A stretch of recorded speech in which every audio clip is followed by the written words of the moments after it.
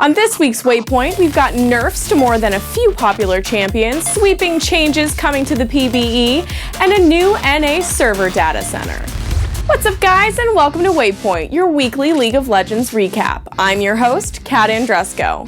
Let's kick things off with the latest patch notes from the PvE. Keep in mind there may be more in the live patch and the numbers could change. Nothing set in stone at the time of this recording. The highlight of patch 4.18 is of course the awesome Sion rework that we went over last week. I'm not sure how the new Sion is going to fare in the meta. I like his kit, but it's hard to judge his numbers on paper. I have no doubt Sion 2.0 will be much more interesting to play though, and I'm really looking forward to seeing how people build him. In Riot's continuing efforts to make assassin players rage quit, Akali is losing the bonus defensive stats on her Twilight Shroud stealth. In exchange, the ability will now grant her a brief burst of movement speed, which scales up significantly as you put points into it. That's an interesting nerf/buff in my opinion. It makes Akali better at sticking to her target, which with her kit, she already excels at. It does help her escape, but it's a trade-off, because she'll take more damage until she gets out of range. And obviously, she'll be squishier when she goes all in. Azir's base damage is being increased by 4. That'll make him not completely awful. In all seriousness, as we've talked about previously, Azir needs a lot of help. Hopefully there are more changes in the live patch, as well as many bug fixes. Riot, please. Ezreal hasn't been a popular pick for a while now, with stronger AD carries like Lucian, Tristana, and Twitch dominating play. He's getting a minor buff to the duration of the attack speed proc on his passive, and a 0.1 AD ratio increase on his Mystic Shot.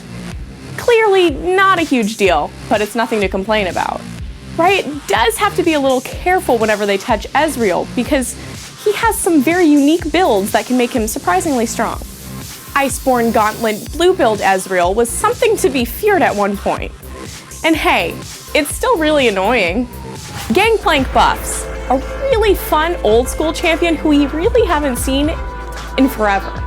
One of his main problems is the RNG nature of his ultimate, and that's what's being addressed in this patch. Instead of randomly hitting and missing enemies inside the AoE, it'll now deal set damage over the entire area. On top of that, its duration has been increased to 7 seconds and its max rank cooldown significantly lowered to 95 seconds.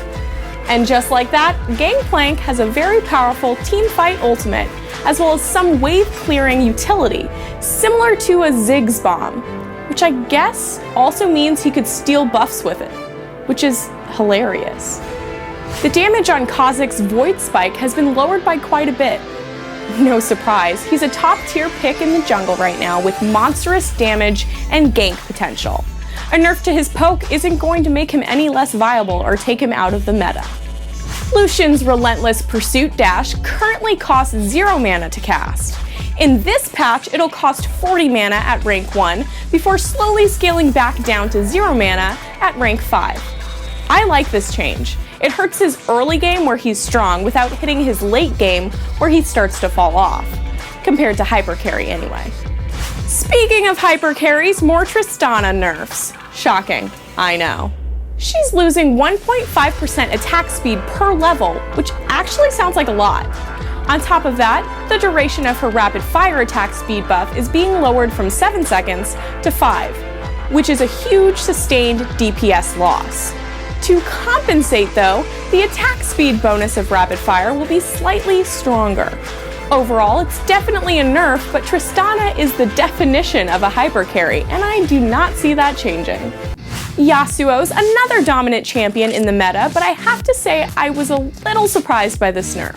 His base HP is being lowered from 430 to 380, which puts him on the same level as Sona. That is quite squishy.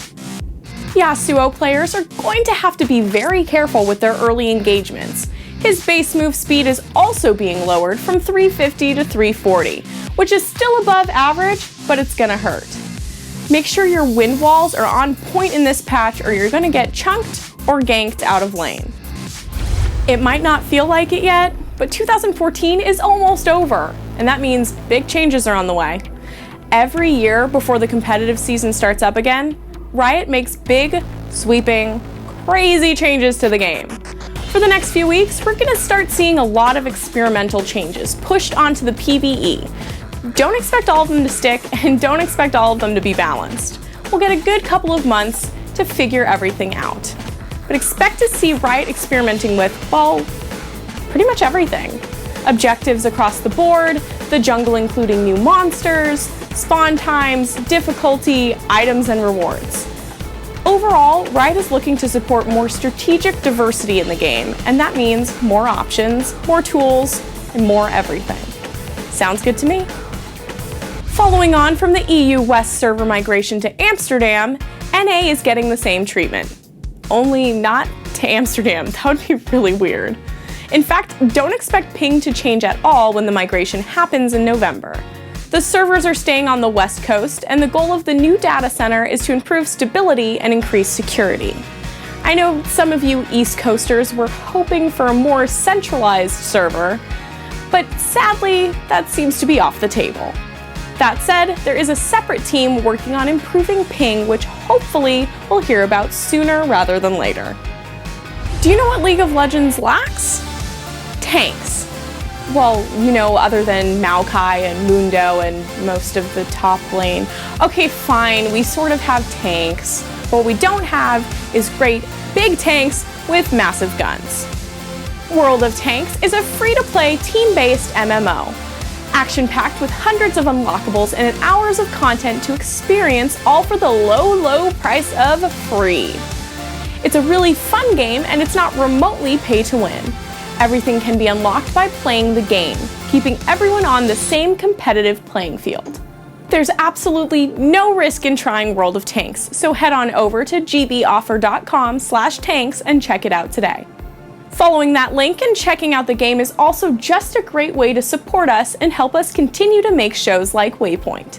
Once again, to check out World of Tanks and support this content, head on over to gboffer.com/tanks and have a blast. See what I did there? Blast, tanks. Okay, that was lame. That does it for this week's episode of Waypoint. For more video game news and content, head on over to gamebreaker.tv. Be sure to check back every week for the latest League of Legends news. And if you enjoyed this video, please like it and help us reach more people. And if you want more League of Legends content, recaps, and updates, be sure to subscribe to our YouTube channel, LolNation TV. I'm Kat Andrusco, and you can follow me on Twitter @KatAndrusco. Thank you so much for watching, and I'll see you guys at the next Waypoint.